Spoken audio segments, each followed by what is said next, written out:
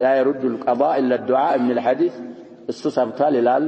አሁን ሐዲሱ የሚለው ምንድነው ዱዓ እና በላ ይገናኛሉ ይገናኙና ይፋጋሉ ይታገላሉ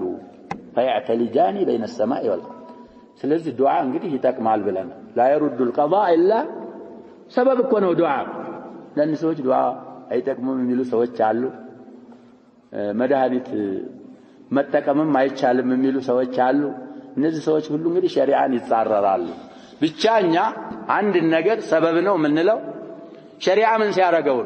ሰበብ ሲያረጋው አንተ ከራስህ አምጥተህ ይሄ ለዚህ ምክንያት ነው ልትል አትችልም ሸሪዓ ግን الله سبحانه وتعالى وقال ربكم ادعوني استجب لكم